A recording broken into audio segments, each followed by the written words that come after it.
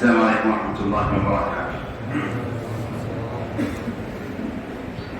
الحمد لله رب العالمين والعاقبة للمتقين والصلاة والسلام على أشرف الأنبياء والمرسلين سيد الأولين والآخرين سيد الوجود محمد المصطفى وآله الطيبين الطاهرين وصحابته الأكرمين الأفضلين ومن والاه وتبعهم من العلماء والصالحين إلى يوم الدين أجمعين. أما بعد فأعوذ بالله من الشيطان الرجيم. بسم الله الرحمن الرحيم. إلا تنصروه فقد نصره الله إذ أخرجه الذين كفروا ثاني اثنين إذ هما في الغار إذ يقول لصاحبه لا تحزن إن الله معنا فأنزل الله سكينته عليه وأيده بجنود لم تروها وجعل كلمة الذين كفروا السفلى وكلمة الله هي العليا والله عزيز حكيم. وقال تعالى إجلالا وإكراما لشأن حبيبه الكريم إن الله وملائكته يصلون على النبي يا أيها الذين آمنوا صلوا عليه وسلموا تسليما. اللهم صل على سيدنا محمد وعلى آله وصحبه أفضل صلواتك وعدد معلوماتك وبارك وسلم. میری یہ خوش نصیبی ہے کہ مجھے حضرت قبلہ مدرسہ العالی کی صحبت میں پہلے کا موقع ملا اور تربیت پانے اور اپنی جو روحانی ترقی ہے یا روحانی تشنگی ہے اس کو دور کرنے کے لیے حضرت قبلہ مدرسہ العالی کی صحبت ایک نہایت غنیمت ہے. اور آپ یقین جانیے کہ جب میں پلان کر رہا تھا حیدرآباد آنے کا اور میں اپنے پورے پروگرام ترتیب دے رہا تھا کہ مجھے اتنے دن میں مجھے کیا کیا کام کرنے ہیں، تو میری سب سے پہلی ترجیح یہی تھی کہ میں حضرت قبلہ مدرسہ العالی کی صحبت میں رہوں اور آپ سے استفادہ کروں اور آپ کے حلقے میں بیٹھوں اور ذکر کی جو تلقین ہمارے نشبتی سلسلے میں ہے اس کا فیض میں حاصل کر سکوں. یہ سب سے اہم میری ترجیح تھی اور اللہ سبحانہ و تعالیٰ کا فضل و احسان ہے کہ مجھے آج نیکل آنے کا موقع ملا اور حضرت کے ساتھ اس مسجد میں، اس نورانی اور متبرک مسجد میں 3 دن قیام کا موقع ملا اور اعتکاف کی سعادت نصیب ہوئی. میں پھر ایک بار مسجد کے ذمہ داروں اور محلے کے نوجوانوں اور یہ ساری کمیونٹی کا شکریہ ادا کرتا ہوں کہ جس طریقے سے آپ حضرات نے اپنی محبت کا اظہار کیا اور جس طریقے سے آپ نے ہمارا اکرام کیا، میں تہ دل سے آپ کا شکر گزار ہوں اور اللہ سے دعا کرتا ہوں کہ اللہ تعالیٰ آپ کی اس خدمت کو قبول فرمائے. عزیزان گرامی، قبل اس کے کہ میں چند باتیں سلسلے نقشبندیہ سے متعلق عرض کروں، امریکہ کی ایک بات میں آپ سے عرض کرتا ہوں. امریکہ میں جب میں نوجوان بچوں کو پڑھاتا ہوں تو میرے لیے ایک بڑا مشکل مسئلہ تھا وہاں کے نوجوان بچوں کو پڑھانا. ایک تو میری زبان اردو تھی اور عربی سے میں واقف تھا، لیکن انگریزی میں ان بچوں کو پڑھانا میرے لیے نہایت مشکل تھا. لیکن اللہ سبحانہ و تعالیٰ نے فضل فرمایا اور دھیرے دھیرے اللہ کی مدد ہوئی اور آج سب سے مشکل کام امریکہ میں کوئی چیز ہے تو وہ نوجوانوں کو اٹریکٹ کرنا ہے، نوجوانوں کو قریب کرنا ہے. یہ سب سے مشکل کام ہے اور کسی امام کے لیے، کسی مذہبی لیڈر کے لیے اگر سب سے بڑا چیلنج امریکہ میں ہے، مغربی دنیا میں ہے، تو وہ یوتھ کو، نوجوانوں کو اپنے کنٹرول میں کرنا، کیونکہ وہاں کے نوجوان اپنے ماں باپ کے کنٹرول میں نہیں. ان کی تربیت اس طریقے سے ہوئی ہے کہ جب ان کے دل میں آتا ہے تو وہ کرتے اور جب تک ان کے دل میں نہیں آتا تو وہ کام نہیں کرتے. اور جب میں پروگرام ترتیب دیتا ہوں نوجوانوں کے لیے اور ان کے ماں باپ سے کہتا ہوں کہ دیکھو بھائی ہمارا یہ پروگرام ہے، آپ کے بچے کو شریک کریں، تو سب کا یہ جواب ہوتا ہے کہ وہ سب ٹھیک ہے، میں اپنے بچے کو آپ کا پروگرام بتا دیتا ہوں، اب اس کی مرضی، چاہے تو وہ شریک ہو چاہے تو شریک نہ ہو. کسی ایک والد نے مجھ سے نہیں کہا کہ ہاں میں اپنے بچے کو بھیجا رہا ہوں، کسی نے نہیں کہا، کیونکہ کسی کا کوئی کنٹرول نہیں نوجوانوں پر۔ ایسے وقت میں ماں باپ کی تمنا ہوتی ہے، عین خواہش ہوتی ہے کہ مذہبی رہنما کسی طریقے سے نوجوانوں کو اٹریکٹ کرے اور ان کو اپنے قریب کرے، اور جب سب سے اہم مسئلہ یہاں پر یہی ہے، اور اللہ سبحانہ و تعالیٰ کا فضل و احسان ہے کہ جب ہم اپنی کمیونٹی میں یوتھ کے پروگرام رکھتے ہیں تو اللہ کے فضل و کرم سے 100% ہمارے پروگرام کامیاب ہوتے ہیں، اور پورے یوتھ، پورے نوجوان اس میں شرکت کرتے ہیں اور پوری دلچسپی کا اظہار کرتے ہیں۔ لیکن جو بات میں آپ سے عرض کرنا چاہتا ہوں، جو خوبی ہے امریکہ کے بچوں کی، جو خوبی ہے میں وہ آپ سے عرض کرنا چاہتا ہوں۔ جب میں بچوں کو پڑھا رہا تھا تو بچوں سے میں کہہ رہا تھا کہ امتحان میں کس طرح آپ کرو، تو بچوں نے مجھ سے یہ کہا کہ مطلب انفارمیشن ہمیں مت دیجیے، فلاں سن میں یہ ہوا، فلاں سن میں یہ ہوا، فلاں سن میں یہ ہوا، فلاں سن میں یہ ہوا، ہمیں یہ نہیں چاہیے، آپ ہم کو ایسی چیز بتائیے کہ جس سے میں اپنی پرسنل زندگی کو ڈیولپ کر سکوں۔ وہاں کے بچوں کا رجحان میں آپ کو بتا رہا ہوں کہ ہم کو بڑی بڑی تقریریں نہیں چاہیے، لمبی لمبی تقریریں نہیں چاہیے، کام کی 2 باتیں آپ مجھے بتائیں، وہ بات میں سن لوں اور عملی زندگی میں تبدیلی لے کر آؤں، بس میں یہ چاہ رہا ہوں۔ لمبی تقریریں بالکل بھی پسند نہیں کرتے وہاں کے لوگ، بس کام کی بات ہو، 2-4 جملے آپ بتائیں، بس میں اس کو اپنے ذہن میں سمیٹ لوں اور اس پر کوشش کرتے رہوں تبدیلی لانے کی، بس یہی فکر ہوتی ہے ان کی۔ اور جب جمعہ کو بچے آتے ہیں، ماں باپ اپنے بچوں کے ساتھ آتے ہیں، تو وہ کیا کہتے ہیں اپنے بچوں سے؟ وہ کہتے ہیں کہ بیٹے مولوی صاحب کا خطبہ غور سے سننا، اور آپ کو پورا جو 20 منٹ کا مولوی صاحب کا خطبہ ہوگا اس میں تو پورے پوائنٹس کو آپ کور نہیں کر سکو گے، اس کو آپ یاد نہیں کر سکو گے، تو میں یہ چاہتا ہوں کہ جب ہم واپس جائیں تو اس وقت میں آپ سے سنوں کہ صرف 2 پوائنٹ آپ نے کیا میسج لیا ہے مولوی صاحب کے خطبے سے۔ پورا خطبے کی ضرورت نہیں ہے، آپ نے میسج کیا لیا ہے، کیا سمجھا ہے، کیا چیز آپ کو کلک ہوئی ہے، کون سی چیز آپ کو اثر انداز ہوئی ہے، کیا چیز آپ کو پسند آئی، اور آپ کا رد عمل اس پر کیا ہے۔ تو عزیزان گرامی، یہ وہاں کا ذہن ہے۔ تو آج ہمارے پاس ماشاءاللہ سے ہندوستان کا جو عالم ہے، لمبی لمبی تقریریں ہماری ہوتی ہیں، لیکن ہم عملی زندگی میں اپنے آپ کو ڈیولپ کرنا نہیں چاہتے۔ اور افسوس کی بات یہ ہو گئی ہے آج کل کہ آج ہم گفتگو کر رہے ہیں بڑے بڑے اولیاء کے بارے میں، آج ہم گفتگو کر رہے ہیں صحابہ کے بارے میں۔ اب آپ دیکھیے کہ ذہانت کس حد تک نیچے آ گئی ہے ہم مسلمانوں کی، کہ لوگ صحابہ کے بارے میں غور کر رہے ہیں کہ یہ افضل ہے یا یہ افضل ہے، یہ افضل ہے یا یہ افضل ہے۔ ان کی کرامات کیا ہے؟ بابا ان کی کرامات جو بھی تھی وہ جنت میں چلے گئے، آپ کیا ہے؟ آپ کیا ہے؟ آپ کی شخصیت کیا ہے؟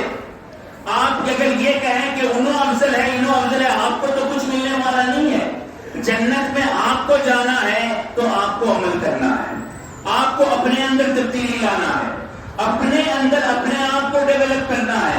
جب تک آپ اپنے آپ کو تبدیل نہیں کریں گے تو کچھ ہونے والا نہیں ہے۔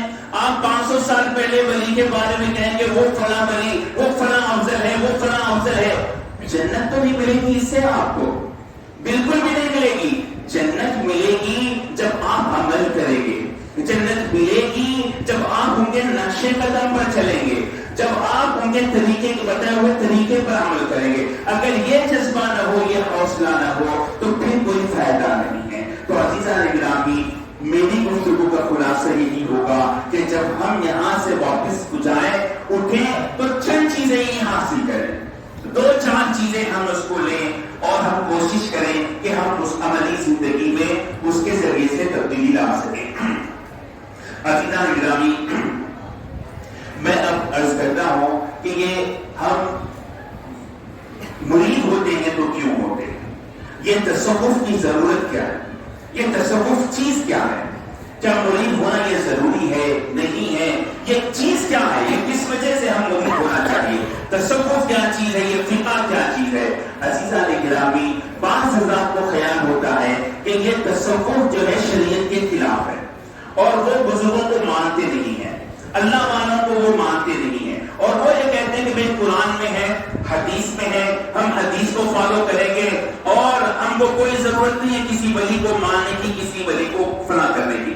عزیزان گرامی، میں آپ سے عرض کرتا ہوں کہ تصوف چیز کیا ہے، تصوف میں ہوتا کیا ہے، اور آپ یاد رکھیے کہ شریعت کا جو قرآن ہے تصوف کا بھی وہی قرآن ہے۔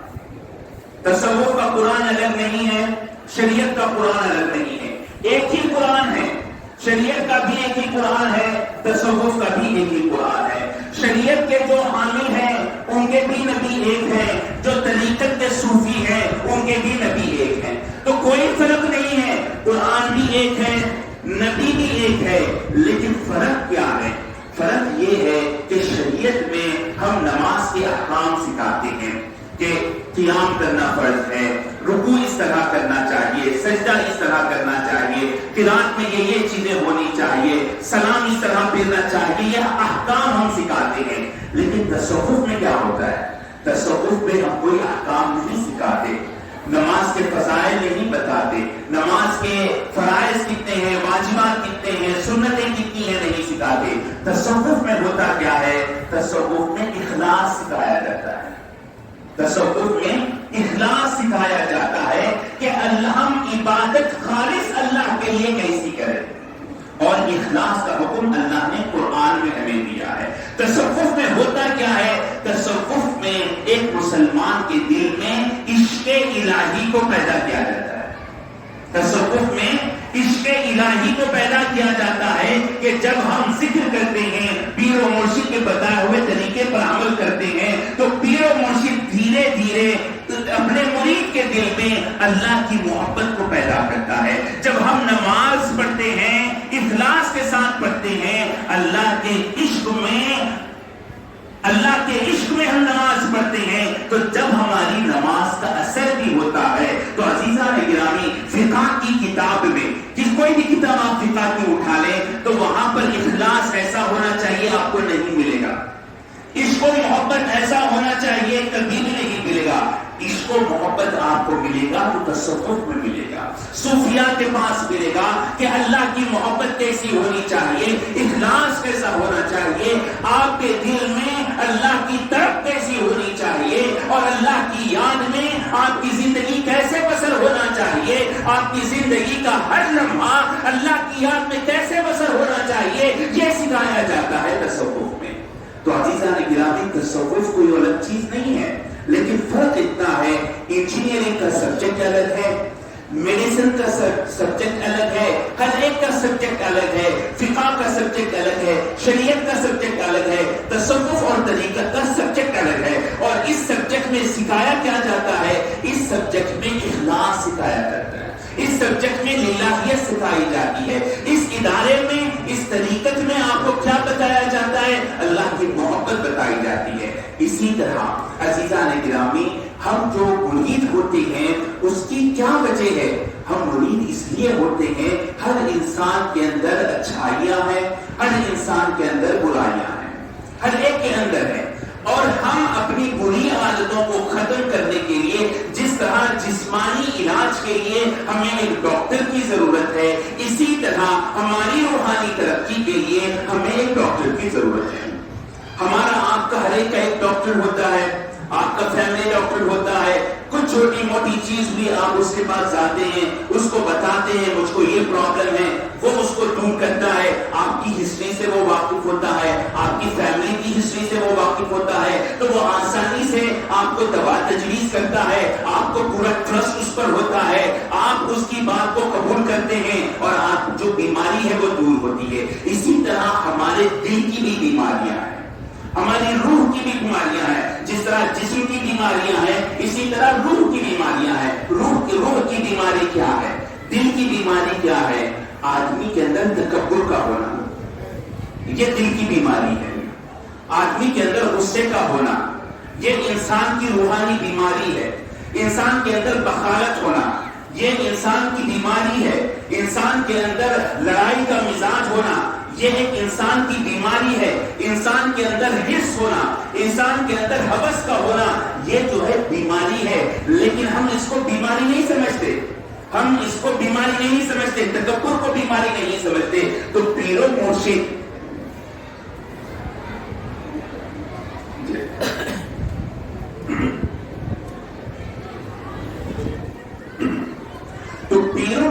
عزیزان گرامی، تو یہ جو طبیب ہوتے ہیں، پیر و مرشد جو ہوتے ہیں، وہ ہمارے اندر، وہ بھی ہماری روح کی صحت کا علاج کرتے ہیں. وہ ہم کو جس طرح ہمارا ڈاکٹر ہمارے بدن کی، ہماری صحت کی فکر کرتا ہے، ہمارے اندر چوک و چابت چستی کو وہ لے کر آتا ہے، نشاط کو وہ لے کر آتا ہے، اسی طرح ڈاکٹر جو طبیب روحانی ہوتا ہے، وہ جو پیر و مرشد ہوتا ہے، وہ نہیں چاہتا کہ آپ کا دل مر جائے، آپ کی روح بیمار ہو جائے، تو اس لیے وہ روح کا علاج کرتا ہے، وہ دل کا علاج کرتا ہے. تو تکبر کا آپ بتائیے، کسی کتاب کو آپ اٹھا لیں اور آپ بتائیے کہ تکبر کو دور کرنے کا کیا طریقہ ہے. حدیث میں آپ کو ملے گا متکبرین کو اللہ پسند نہیں کرتا، اللہ متکبر کو پسند نہیں کرتا، اللہ سبحانہ و تعالیٰ متکبر کو گرا دیتا ہے. آپ یہ حدیث میں پڑھیں گے، لیکن کہیں آپ کو ملے گا تکبر توڑنے کا یہ علاج ہے. فقہ کی کتاب میں آپ کو ملے گا کہ تکبر کو توڑنا ہو تو اس کا یہ طریقہ ہے، تکبر کا یہ علاج ہے. آپ کو کہیں بھی نہیں ملے گا. یہ کہاں ملے گا؟ پیر و مرشد جب دیکھے گا یہ مرید ہے، اور اس مرید کے اندر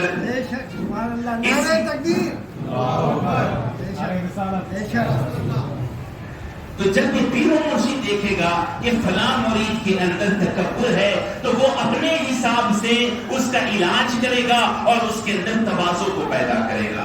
اور ایک مرید ہوتا ہے، اس کا جذبہ اچھا ہوتا ہے، وہ بڑے خیر خیرات کرتا ہے، لیکن خیر خیرات کے ساتھ اس کے دل میں ریاکاری ہوتی ہے، اس کے دل میں شہرت ہوتی ہے، وہ سب کو بتانا چاہتا ہے. پیر و مرشد دیکھ لیتا ہے کہ یہ شخص خیر خیرات کرتا ہے، لیکن اس کے اندر ریاکاری ہے، اس کے اندر شہرت ہے. اب آپ بتائیے کس کتاب کے اندر آپ کو یہ ملے گا کہ میں شہرت سے بچنے کا علاج جاننا چاہتا ہوں؟ فقہ کی کتاب آپ اٹھائیں، کیا اس میں آپ کو یہ سبق ملے گا؟ کہیں پر بھی نہیں ملے گا، کیونکہ فقہ کا یہ سبجیکٹ ہی نہیں ہے. فقہ کا سبجیکٹ ہے وضو کے مسائل، فقہ کا سبجیکٹ ہے نماز کے مسائل، روزے کے مسائل، لیکن کسی کے اندر ریاکاری ہو، دکھاوا ہو، شہرت ہو.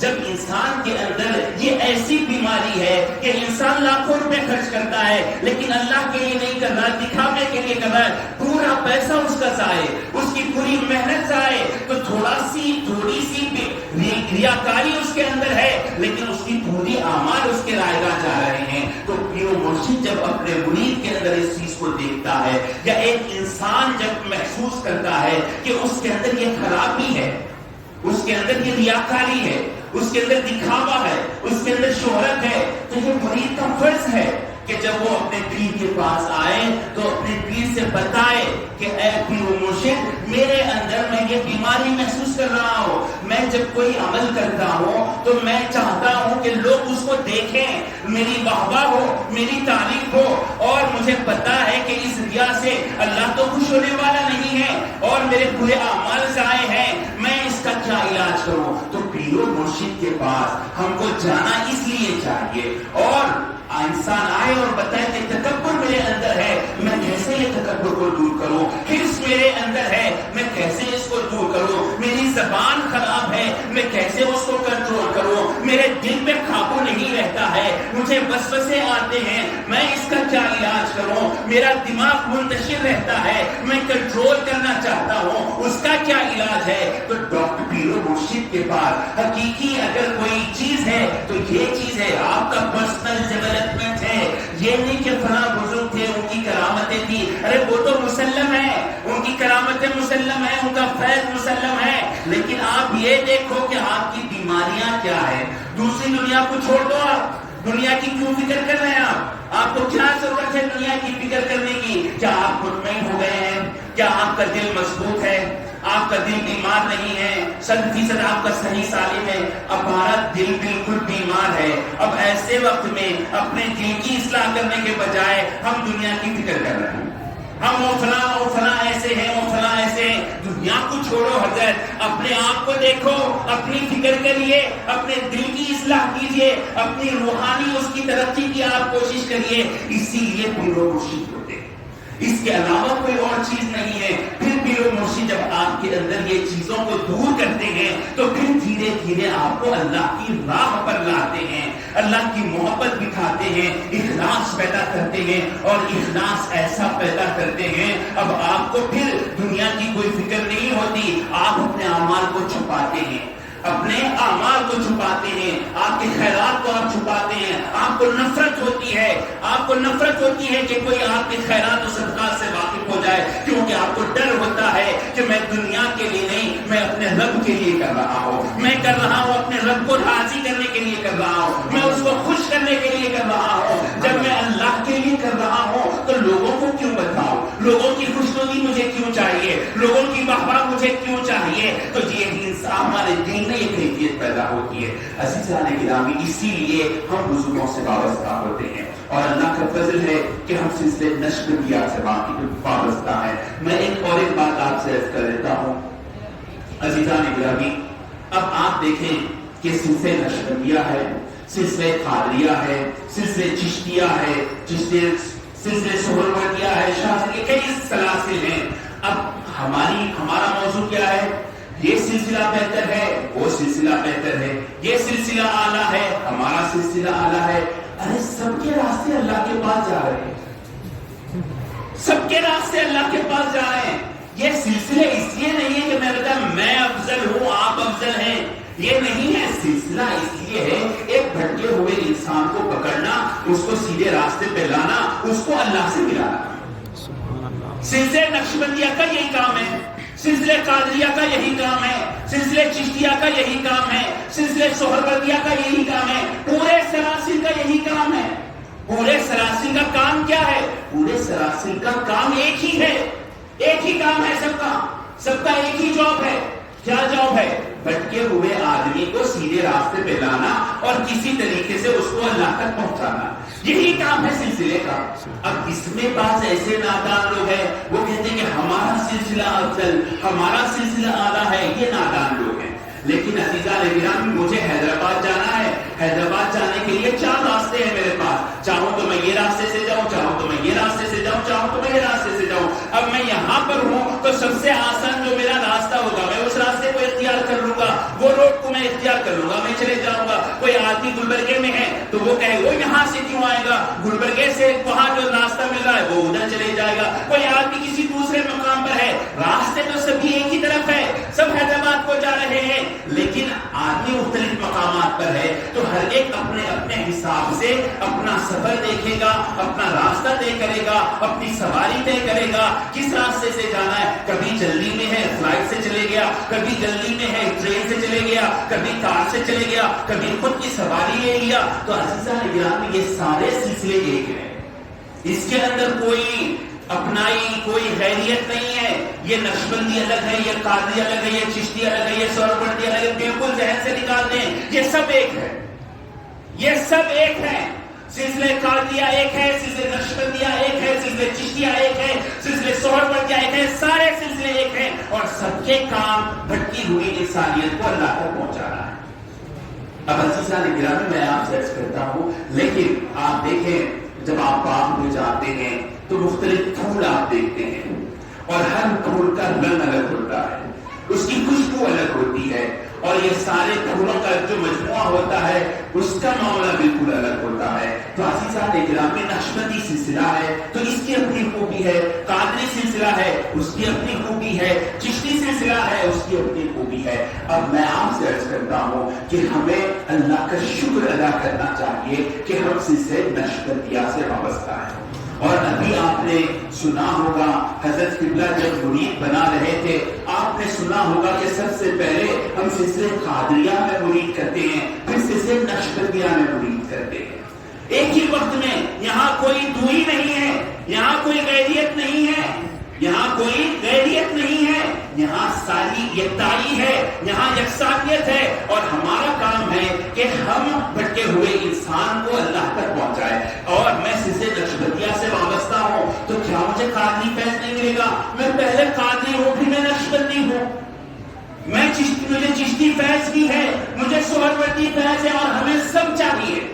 ہمیں سب چاہیے. اب آپ دیکھیں میں ایک مثال عرض کرتا ہوں. یہ لڑکا ہمارے پاس یہاں بیٹھا ہوا ہے, ان کے والد صادق بابا ہیں اور ماشاءاللہ یہ جو ہے اپنے والد کی تربیت میں ہے, اور آپ دیکھیں کہ وہ پوری کوشش کریں گے اپنے بچے کو اچھی تعلیم دے, ان کو پڑھائیں, ان کو اعلیٰ تعلیم دے, ان کی روحانی فکر کرے. ان کی فکر ہوگی نہیں ہوگی, ہر حال میں ہوگی. وہ اپنے بچے کے لیے پوری توانائی خرچ کر دیں گے تاکہ ان کا بچہ اچھا ہو. لیکن اس بچے کو کبھی ضرورت پڑے اپنے دادا کی, دادا مدد نہیں کریں گے, دادا ضرور مدد کریں گے. والد اپنی پوری توانائی خرچ کریں گے اور دادا اپنے پوتے کے لیے پوری توانائی خرچ کریں گے.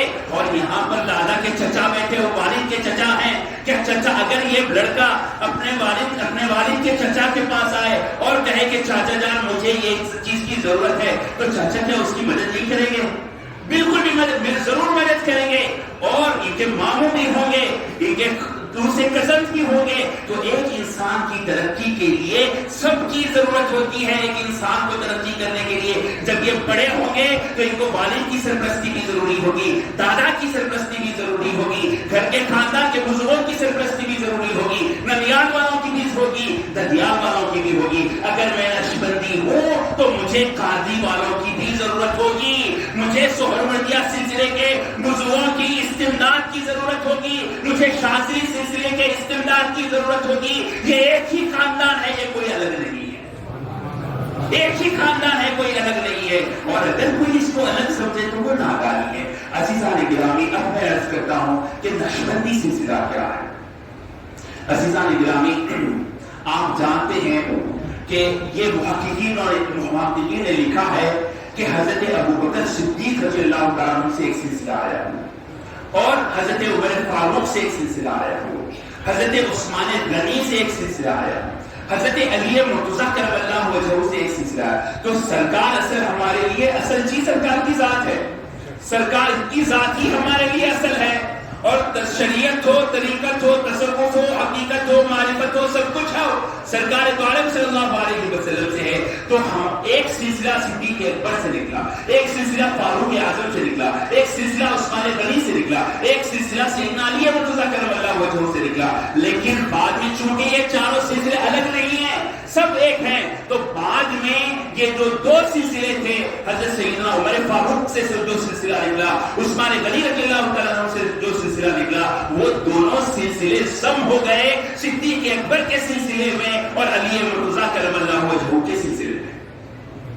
اب یہ دو فیض جو روحانی فیض جو عموماً ہے, آپ یاد رکھ لیجیے, قادری اگر ہو تو اس میں حضرت صدیق اکبر کا فیض ہے. قادری سلسلہ سیدنا علی مرتضیٰ کرم اللہ وجہہ سے آیا ہے, لیکن اس میں عثمان غنی رضی اللہ تعالیٰ عنہ کا فیض شامل ہے, اس میں عمر فاروق رضی اللہ تعالیٰ عنہ کا فیض شامل ہے, اس میں صدیق اکبر رضی اللہ تعالیٰ عنہ کا فیض شامل ہے. سلسلہ نقشبندیہ سیدنا ابوبکر صدیق رضی اللہ تعالیٰ عنہ سے نکلا ہے. جب صدیق اکبر سے یہ سلسلہ نکلا ہے, اس میں عمر فاروق رضی اللہ تعالیٰ عنہ کا فیض بھی ہے, اس میں عثمان غنی رضی اللہ تعالیٰ عنہ کا فیض بھی ہے, اس میں حضرت علی مرتضیٰ کرم اللہ وجہہ کا بھی فیض ہے. تو کوئی سلسلہ ایسا نہیں ہے جس میں یہ چاروں خلفاء کا فیض نہ ہو. کوئی بھی سلسلہ ہو, ہر ایک میں دیگر صحابہ کا, دیگر خلفاء کا فیض موجود ہے. تو اب میں عرض کرتا ہوں عزیزان گرامی, ایک چیز ہے فخر کرنا, یہ بالکل پسند نہیں ہے اللہ کو. غرور کرنا اللہ کو بالکل پسند نہیں ہے. فخر کا مطلب یہ ہوتا ہے کہ آدمی اپنے آپ کو اچھا سمجھے اور دوسروں کی توہین کرے, دوسروں کو گرائے, یہ فخر ہوتا ہے. اور جو لوگ اپنے آپ کو بہتر اور دوسروں کو گراتے ہیں, یہ فخر کرنے والے ہیں. یہ ایسے لوگوں کی سلسلوں میں کوئی اہمیت نہیں, خاص طور پہ تصوف میں کوئی اہمیت نہیں. ایسے لوگوں کی جو فخر کرتے ہیں, غرور کرتے ہوں. ہاں, ناز نسبت ایک ہے, میں نقشبندی ہوں مجھے اس پر ناز ہے, میں قادری ہوں مجھے اس پر ناز ہے, میں چشتی ہوں مجھے اس پر ناز ہے, میں اللہ کا شکر ادا کرتا ہوں, میں اس سلسلے سے وابستہ ہوں. تو یہ ناز نسبت الگ چیز ہے, شکر گزاری ایک چیز ہے کہ آپ بالکل مطمئن ہیں کہ میں نقشبندی ہوں, اللہ کا فضل ہے, اور آپ بالکل مطمئن ہیں, یہ اللہ کی شکر گزاری ہے. لیکن کسی کو گرانا, کسی کو کی توہین کرنا, کسی کو نیچی نظروں سے دیکھنا, یہ ایسے لوگوں کا کوئی تعلق سلسلے سے نہیں ہے. تو عزیزان گرامی, سلسلہ نقشبندیہ کیا ہے؟ صدیق اکبر رضی اللہ تعالیٰ عنہ سے یہ نکلا ہے۔ اب میں آپ سے عرض کرتا ہوں عزیزان گرامی، ہم تصوف کے بارے میں سمجھ رہے تھے کہ تصوف میں اخلاص سکھایا جاتا ہے، تصوف میں عشق سکھایا جاتا ہے، تو یہ پوائنٹس کو آپ اپنے ذہنوں میں رکھیں۔ اب آپ دیکھیں صدیق اکبر رضی اللہ تعالیٰ عنہ کو دیکھیں، یہ کون ہے صدیق اکبر رضی اللہ تعالیٰ عنہ؟ عزیزان گرامی، آپ جب دیکھیں گے صدیق اکبر رضی اللہ تعالیٰ عنہ کی زندگی کو، جب آپ پڑھیں گے صدیق اکبر رضی اللہ تعالیٰ عنہ کی زندگی کو، ایک بات میں آپ سے عرض کرتا ہوں، آپ اس کو اپنے ذہن میں رکھیں اور آپ غور کرتے جائیں۔ جب کبھی صدیق اکبر کی زندگی آپ پڑھیں اور آپ اس پر غور کرتے جائیں تو آپ کو پتا چلے گا اس دنیا میں دو چیزوں کی اہمیت ہے، ایک عقل کی اہمیت ہے اور دوسرا ہے عشق کی اہمیت ہے۔ ایک عقل کی اہمیت ہے، دوسرا عشق کی اہمیت ہے۔ اور جب میں صدیق اکبر کو دیکھتا ہوں بحیثیت عقل مند، یاد رکھ لیجیے پوری دنیا میں انبیاء کے بعد مجھے سب سے زیادہ عقل مند صدیق اکبر نظر آتے ہیں۔ اور جب میں عشق و محبت میں دیکھتا ہوں تو انبیاء کے بعد سب سے زیادہ عشق و محبت میں صدیق اکبر نظر آتے ہیں۔ یہ عجیب امتزاج ہے صدیق اکبر کی ذات میں، عقل اور عشق۔ لوگ کہتے ہیں کہ عقل الگ چیز ہے، عشق الگ چیز ہے، کہتے ہیں کہ عقل الگ چیز ہے، عشق الگ چیز ہے، لیکن صدیق اکبر کی وہ ذات ہے، آپ یقین رکھ لیجیے عقل کا کمال بھی وہاں ہے اور عشق کا کمال بھی وہاں ہے۔ سبحان اللہ۔ یہ ایک نقطہ ہے، آپ اپنے ذہن میں رکھیں، اور میں اپنی اس مختصر تقریر میں اس کی وضاحت نہیں کر سکتا۔ آپ اس کو ذہن میں رکھیں، آپ کی زندگی کو پڑھیں اور آپ کو سمجھ میں آئے گا۔ عقل کو آپ دیکھیں کہ کیسے عقل مند ہیں، تو پوری دنیا کے عقل مندوں میں سب سے زیادہ دانشور صدیق اکبر آپ کو دکھیں گے، اور عشق و محبت کا جہاں معاملہ ہو صدیق اکبر سب سے آگے آپ کو نظر آئیں گے۔ ایک ہی وقت میں عقل مند بھی ہے، ایک ہی وقت میں عاشق ہے۔ یہ جو ہے کمال درجے کا ایک عجیب سا امتزاج صدیق اکبر رضی اللہ تعالیٰ عنہ ہے۔ اب میں آپ سے عرض کرتا ہوں عزیزان گرامی، صدیق اکبر کون ہے؟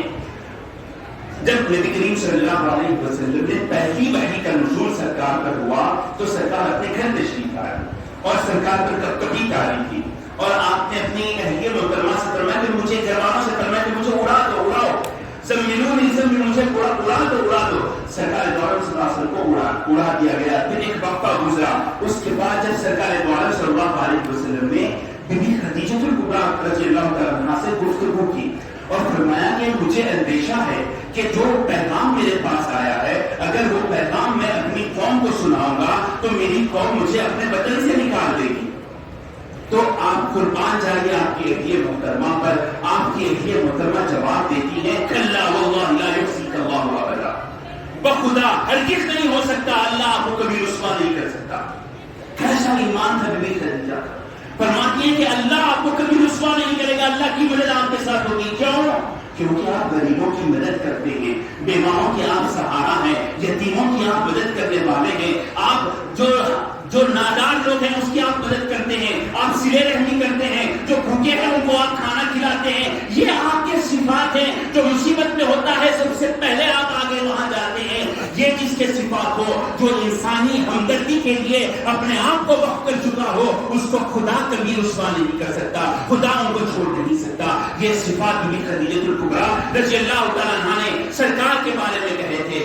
اور آپ یاد کیجئے اس وقت کو جب صدیق اکبر رضی اللہ تعالیٰ عنہ اپنے وطن مکے کو چھوڑ کر جا رہے تھے، قریش مکہ کی زیادتیوں سے تنگ آ کر جب آپ مکے کو چھوڑ کر جا رہے تھے، ابن دغینہ سے ملاقات ہوتی ہے۔ ابن دغینہ کافر تھے، ابھی وہ مسلمان نہیں ہوئے تھے، لیکن عزیزان گرامی ان کا جواب کیا تھا؟ وہ مسلمان نہیں تھے، ان کا جواب کیا تھا؟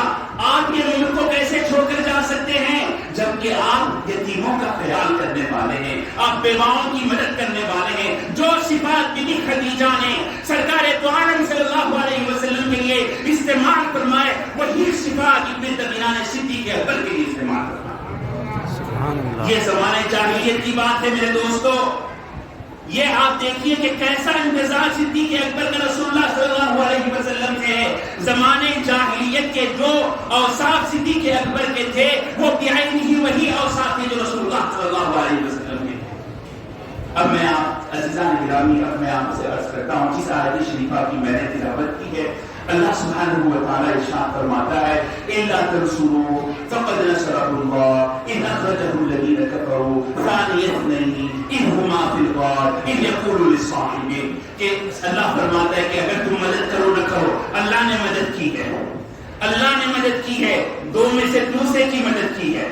جب وہ غار میں تھے، جب وہ غار میں تھے، غار سور میں تھے، اللہ نے ان کی مدد کی ہے، اور جبکہ ایک دو میں سے ایک اپنے صاحب سے کہہ رہے تھے لا تحزن ان اللہ معنا، تم رنجیدہ نہ ہو، اللہ ہمارے ساتھ ہے۔ یہ نقشبندیہ کی بنیاد ہے، یہ آیت نقشبندی سلسلے کی بنیاد ہے۔ کیا چیز ہے؟ یقول لصاحبہ، جب نبی اپنے صاحب سے فرما رہے تھے، اپنے ساتھی سے فرما رہے تھے، صحبت کا لفظ استعمال ہوا وہاں پر، صحبت کا لفظ استعمال ہوا کہ نبی اپنے صاحب سے فرما رہے تھے۔ عزیزان گرامی، آپ یاد رکھ لیجئے کہ پورے قرآن نے کسی صحابی کو، کتنے صحابہ ہیں؟ 1 لاکھ سے زائد صحابی ہیں، 1,40,000 تو آخری حجۃ الوداع میں تھے، اور اس سے زیادہ صحابہ ہیں۔ اتنے صحابہ میں قرآن نے کسی کو صحابی کا لفظ کہا ہے تو صدیق اکبر کے لیے استعمال، صدیق اکبر کے علاوہ کسی کے لیے قرآن میں صحابی کا لفظ استعمال نہیں ہوا، کہ یقول لصاحبہ، کہ وہ اپنے صاحب سے کہہ رہے تھے، اپنے صحبت، اسی سے صحبت کی اہمیت پتہ چلتی ہے، اسی سے صحبت کی اہمیت پتہ چلتی ہے کہ اگر آپ اللہ کی راہ میں ترقی کرنا چاہتے ہیں تو صحبت میں رہے اللہ والوں کی، بزرگان دین کی صحبت میں رہیں۔ جب آپ بزرگوں کی صحبت میں رہتے ہیں، ہوتا کیا ہے؟ رنگ چڑھتا ہے، صحبت میں رہنے سے رنگ چڑھتا ہے، پیر کا جو رنگ ہے وہ آپ پر چڑھنے لگتا ہے، اگرچہ کہ آپ نے محنت زیادہ نہیں کی ہے، صحبت میں وقت گزارا ہے، صحبت میں گزارنے سے پیر کا رنگ مرید پہ چڑھنے لگتا ہے، اور پیر کے اثرات اس پر آنے لگتے ہیں، پیر کا جو فیض ہے اس کے اندر منتقل ہوتا ہے صحبت کے ذریعے سے۔ تو عزیزان گرامی، سرکار کے جو دیکھنے والے تھے، آپ پر ایمان لانے والے تھے، ان کو کیا کہتے ہیں؟ ان کو صحابہ کہتے ہیں۔ کیوں؟ صحبت میں سرکار کی رہے، تو اسی لیے ان کی اہمیت ہے۔ صحابہ سب سے افضل اس امت میں کیوں ہیں؟ سرکار کی صحبت میں رہے ہیں، اسی لیے عزیزان محترم پیر و مرشد کی صحبت کی اہمیت ہے۔ اور آپ کو میں عرض کروں، سلسلے نقشبندیہ میں سلوک و تسلیق کوئی چیز نہیں ہے سوائے پیر کی صحبت کے، اور یہ سلوک و تسلیق سلسلے نقشبندیہ میں ان سے باقی ہوتا ہے، انعکاسی ہوتا ہے، یعنی پیر کا رنگ مرید پہ چڑھتا ہے۔ ہمارے پاس سلوک یہی چیز ہے کہ پیر کا رنگ مرید پر چڑھتا ہے۔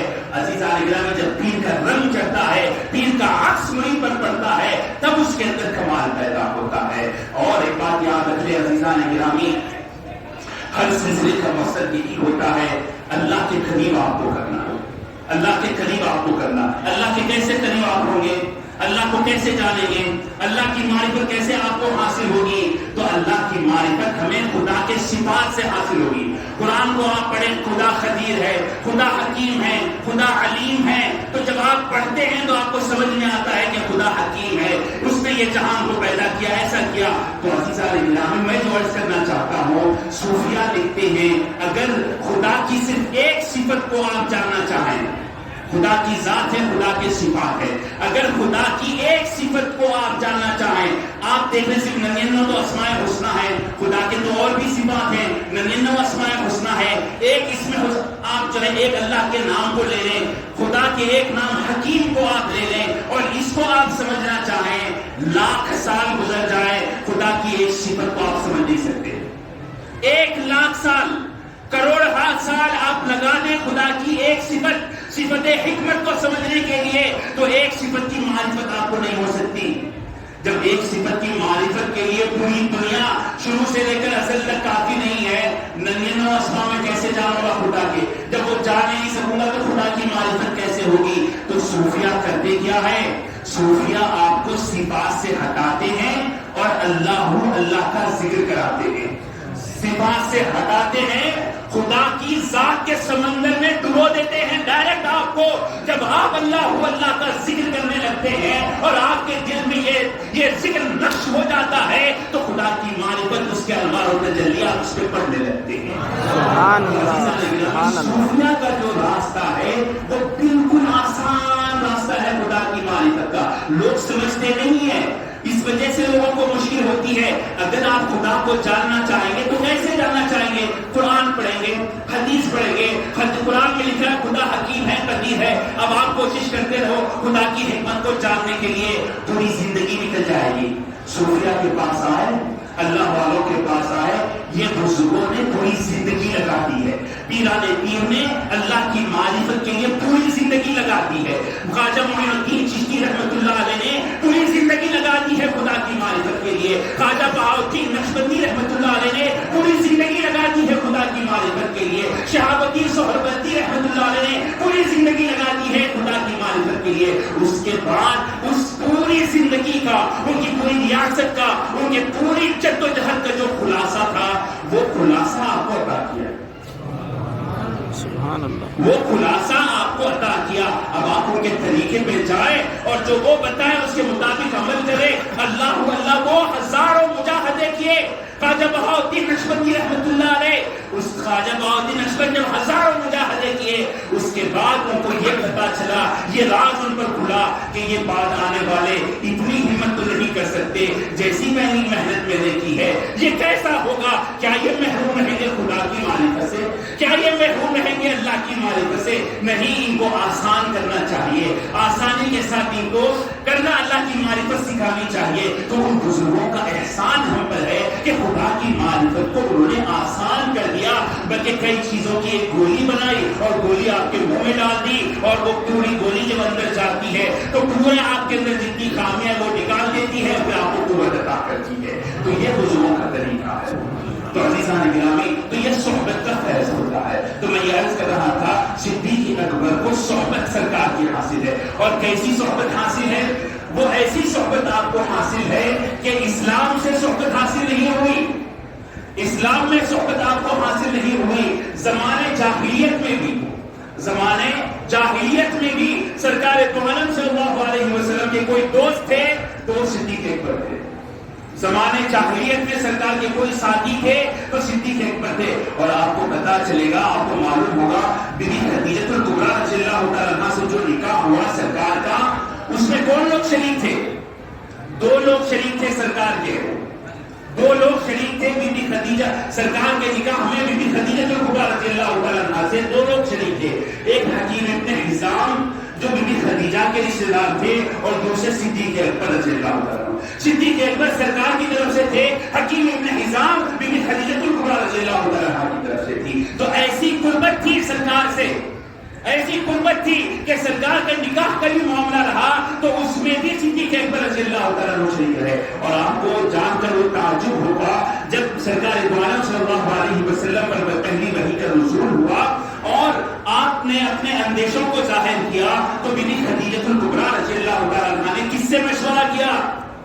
صدیق اکبر سے مشورہ کیا۔ عمدۃ القاری آپ پڑھیں، کتاب الوحی آپ پڑھیں، جب یہ وحی کا سب سے پہلے وحی کیسے نازل ہوئی اس کی تشریح آپ پڑھیں گے تو اس میں انہوں نے لکھا، بی بی خدیجہ نے صدیق اکبر سے مشورہ کیا کہ کیا کرنا چاہیے، اس کے بعد بی بی خدیجہ نے آپ کو ورقہ ابن نوفل کے پاس لے گئی۔ تو یہ صدیق اکبر سرکار دو عالم صلی اللہ علیہ وسلم کے ساتھ ہمیشہ ساتھ رہے، دنیا میں ساتھ رہے، ہمیشہ ساتھ رہے، اور جب وصال ہوا تو سرکار کے پہلو میں دفن ہے، اور قیامت میں اٹھیں گے تو سرکار کے ساتھ اٹھیں گے، اور میدان حشر میں بھی رہیں گے تو سرکار کے ساتھ رہیں گے۔ سبحان اللہ، یہ صحبت کا اثر ہے۔ تو نقشبندی سلسلے میں جو سب سے زیادہ اہمیت کی چیز ہے وہ ہے صحبت۔